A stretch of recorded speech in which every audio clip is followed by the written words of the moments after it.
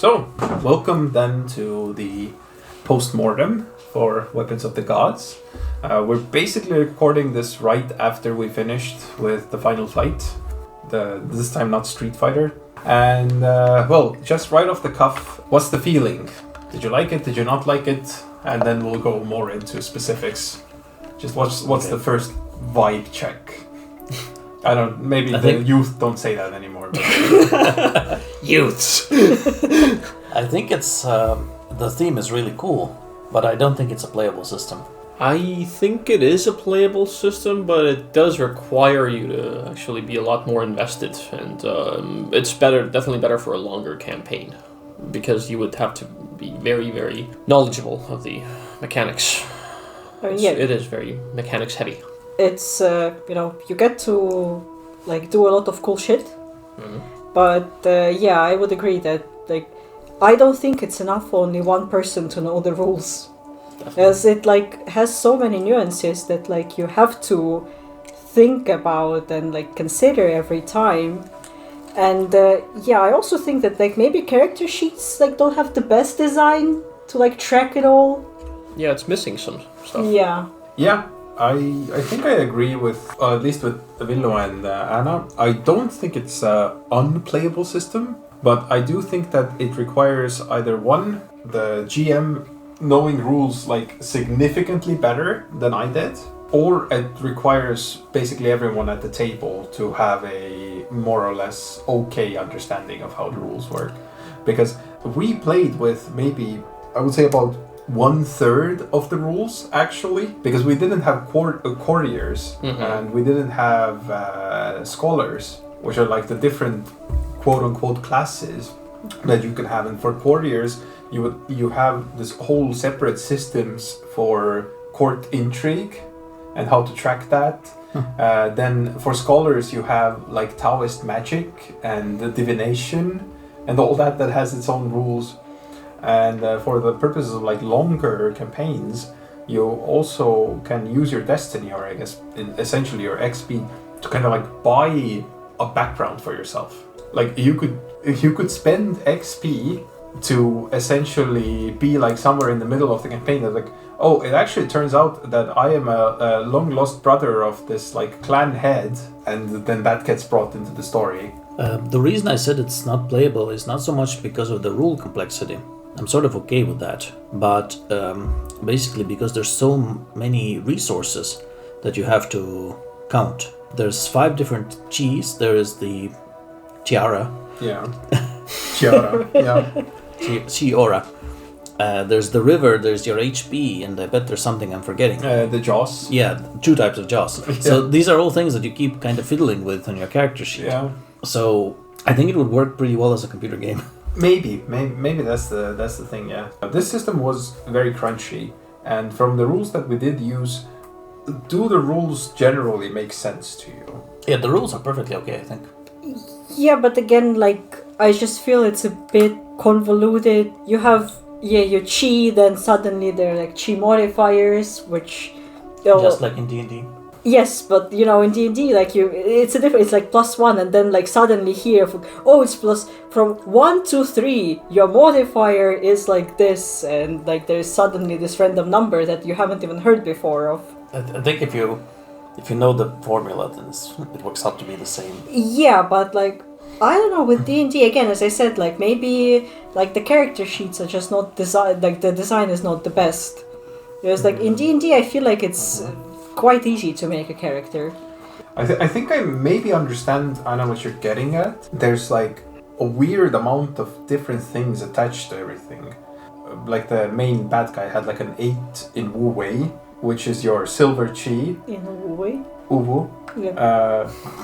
It first of all, it's your stat that's tied to your skills. So you need the number 8 to get how many dice you roll. Then it will also be important for using Kung Fu styles. Yeah. Using Kung Fu styles, that's a thing you count separately, the amount of chi. And it's also one of the 5 components that make up your HP. And this is a bit like Simon was also saying, that it's too many things that are interlocking. I'm not 100% sure how good it is in the long run, or like how much you have to actually be invested in the system to be able to make something playable out of this, because I'm sure we will cut out a lot of the me scrolling through the PDF or like flipping through the physical book to find specific rules. Like, what the hell is a chi modifier? I think it's mentioned somewhere on page 231 what it actually is. In the other places it's more like just use your chi aura. Yeah, I think it's most of the stuff is fixable by a better character sheet design. Just have a slot here where you can note down your chi modifier. Yeah. Because as long as you can calculate these things in advance, I don't really mind. Yeah, I also think that a lot of it could be fixed with the table of contents in the book. Not even the table of contents is there. What's not there is an index. Index. Yeah, the index is... Yeah, index might be nice. Please, let me just search through the index. Well, we do have to take into account that this book was first released in 2005, I think. I would assume indexes were more common back then. Yes. Yeah, but in the sense that maybe the prevailing systems back then were more like convoluted and crunchier or something like, because that's around the time that 3.5 came out, right? Yeah. For D&D, and I think the third edition of GURPS maybe was already No, fourth. it was already fourth. Yeah, so maybe it's also that this crunchy stuff was more popular back then. But how do you feel? Did it play into the genre and this Absolutely. genre? Oh, definitely, yeah. Yeah. Also, like going like to things that I actually liked. I enjoyed having Joss here because it's quite helpful to like maybe influence the outcomes, like for example the roles of the antagonists. Yeah, I like the river mechanic. Yeah. Oh, yeah. I was about to say that too. The river is such a great addition.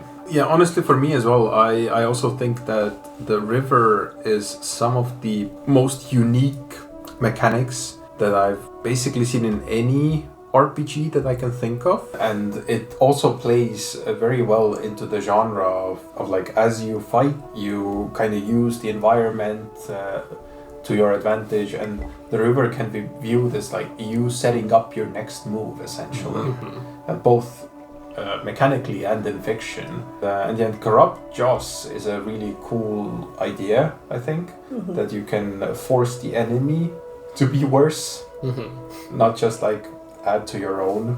So this game has a lot to do with combat, and we had essentially what's considered the main two types of combat. You fought against I'm not gonna say the word, so you fought against mooks, which both times got over real fast. I think basically we all had a turn. Well, you didn't, because in the first time it was just Simon's character, Burning Condor, just threw the teapot and rolled an insane 78 or something, and just wrecked all of them in one hit. And the second time in the mountain pass, or the ravine, I think it was, I think Burning Condor got a turn, Bloody Liu got a turn, and and Jürgen was playing the flute. I had a preemptive strike on because of that, though. Okay, so, yeah. Yeah, that kind of... So I guess it would count, let's say you got one round out basically before they were all defeated. But I think, how is it to GM? Because I feel like... Horrendous. I like systems that treat enemies and player characters differently. Because I can't imagine GMing this where all of the NPCs have full character sheets. Well, they all don't. Premonition for GURPS. They don't, not all of them. The actual character sheets are only for other martial arts masters, like the bandits or mercenaries or whatever. They get bunched up into three different categories of just grouped enemies, which makes it a lot easier. But when it comes to fighting, because I can't imagine, you fought one martial artist that was roughly the same level as you. I can't imagine trying to balance this and having two enemies, for example, to keep track of in one combat.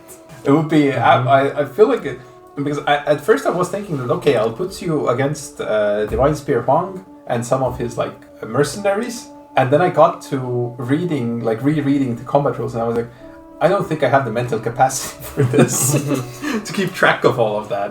Because I think even in the recording, you can hear a few like, wait, what exactly happened? let me go back. How much is that?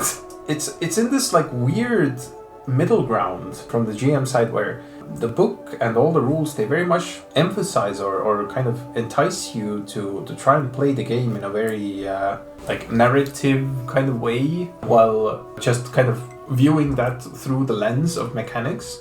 But when it comes down to it, the actual like fighting mechanics, the combat, it's so much. It's way too much, I think, to keep track of. The main thing that bothered me with the combat mechanics is that you roll a lot of dice, which is cool at first, but then actually figuring out what you rolled takes time, and then you have to subtract big numbers. Yeah. So the narrative grinds to a halt just because you're doing math all the time. I guess that's maybe why all of these dice pool games nowadays move to like a success threshold, where it's any, like for example Vampire the Masquerade, any dice that's above a 6 is a success. So you don't count the, like here you roll 3 6s, that's a 36. In Vampire you roll 3 6s, that's 3 successes. Then it's maybe faster to count things that way. Definitely, yeah. I have also just noticed the armor under the protection. Were we supposed to have armor? No, actually, since in the time period that this is set in, armor in general is a pretty rare thing, and the book also says that armor is more meant to be some like reward for some sort of like thing you do, or like a mythical find almost. Also, in the character creation, I think armor was really expensive as well, which expensive. was a limit for some of us. Yeah. Some of us had mansions, apparently. Yeah, actually, I did like that juxtaposition between the actually super wealthy but at the same time pretending to be a crazy person. Well, how do you think I made my wealth, huh? I don't think you were pretending. Yeah, it's just a rich kid cosplaying as poor people. It's basically what the hippies were. When you're rich, you're not crazy, you're eccentric. Yeah, exactly. Damn right. But what I did actually really like, we touched upon the idea that the river is like kind of a cool mechanic. I really like the way that the chi and the skills work together. Like kind of this part where you roll your, I don't know, the Divine Spear Huang, for example, had let's say, what would he... So he had a 8 in Wu Wei, so his silver chi, and the 5 in awareness, so he would roll his this 13 dice to try and track things, and you can use the river to influence that, and then your jaws. I feel like all this manipulation of the dice and the outcomes kind of works better in not combat, because we used it a couple of times as well. I tried to give you a chance to kind of build up your river in scenes before it actually became to combat. That there you can kind of use these mechanics without them becoming a hindrance on the story. Also, out of combat, each roll kind of matters more, or has a larger effect. So these Jaws additions help, because in combat, the guy rolls, I don't know, his 10 dice for defense. Yeah. I use a corrupt Jaws to have him roll 1 less. Okay, cool. But next turn he's gonna roll 10 dice again. Yeah. So yeah, and the other thing was that since there were so many combat rules, I think we misplayed many things. Oh, we certainly did. Almost certainly, yeah. Yeah. Because even in the middle of combat, we kind of figured out how some things are actually supposed to work. Yeah. It's so deceptive, because I think I have the book right in front of me, and I think the actual combat rules. So it ends on page 83 and starts on page 67. So the actual combat rules. I don't want to do any more subtractions. So the actual combat rules are some 16 pages, but there's so much packed into it, because yes, okay, you have 16 pages of combat rules, but then you have 120 pages of kung fu that all interlock and work against each other. So yeah, I don't know how you make this. Well, I guess it's a problem format, right? It just doesn't really work well for what we're trying to do for like one shots and trying to teach a system at the table. I mean, it's just to give a taste of it. Aren't we supposed to show how every system can be taught at the table? Well, no, yeah, in that sense, yes. With the GM knowing a bit more or being like more in with the system, I think it would be easier. And we did manage to get to play. I think we had a reasonable amount of fun with it. Yeah, definitely. So another thing I actually quite liked as well, I'd like to mention, is that I actually kind of liked that the different sort of cheese do like refresh by one like every turn of combat, as it kind of encourages versatility and taking like different kinds of skill sets. And but at the same time, yeah, it is overwhelming to keep track of. It feels like bookkeeping. It is a bit bookkeeping, yeah. Yeah, I guess so. Because there is an updated version of this game called Legends of Wu Lin. I haven't read it, but it supposedly cuts down on a lot of this bookkeeping and this check this thing that doesn't contradict with this thing that you're doing, and it's kind of like cross-referencing. But in terms of like rule complexity, I feel like if you accept that you won't know all the rules at the start, but you're just learning them as you go, as they come up, and sometimes you didn't do something you could have done because you didn't know a rule, then I think it works out well. Yeah, I think like we weren't really bothered by the fact that like, oh, we didn't do that thing in the beginning because we didn't know about it. Like now I feel like everything is ruined. Like, it didn't feel that way. It's just like, okay, well, we'll keep it in mind, maybe. Yeah. Although I know some players are really bothered by that. Here in Dicey Discourse, we do encourage just letting things go sometimes. Yeah, I think. Well, how to say? There's this saying: even playing with a piece of shit is fun with friends. I have never heard that saying. Yeah, that is a very hyper specific saying that I don't know if I'm gonna agree with.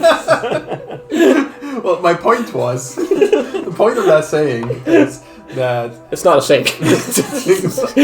Hey, I said it, so it's a saying. So basically, you're saying that bad D&D is better than no D&D. Well, what I'm saying is that if you have a group of people that you like playing with, then you can have fun with most systems. I'm not sure that it's the best metric to measure by whether the system is fun or not, but rather you maybe measure it by how well it executed the thing that it claimed to do, which in this case is this wuxia genre and this kung fu fighting. If you want to play wuxia, would you choose this system? Yeah, basically. Or any other? I don't think I would. I think the strength of the genre is sort of the narrative aspect of fights, which really gets lost in the rules here. It is hard to focus on the narrative while being hyper fixated on the mechanics. I would disagree with you on the point that like, oh, it's not the good metric to judge whether the system was fun or not, because as a person who is quite, not as interested in TTRPGs as everyone else at the table here, or like not that deep into that, I think that's the main point, like whether you had fun with it or not. Okay, I guess maybe it does depend on your level of, so maybe weird to say, but like your level of investment in the hobby. Yeah. Well, we've been prattling on for quite some time. Any last thoughts? Anything to close out on? Maybe from the GM? Okay, I can maybe start that. I feel like Weapons of the Gods was a very interesting detour into basically 20 years ago. What was sort of the mentality and where role-playing was at that time. It was, for me, it was very interesting to run something like this because like I own a lot of niche RPGs, but I don't think I own anything as niche as this, that's also at the same time as old as this. And it was one of the first RPG books that I read where I was legitimately just looking at it. It's like, I've never seen these mechanics before. And that's kind of the main reason why I wanted to force you guys to play it as well. The system is clumsy.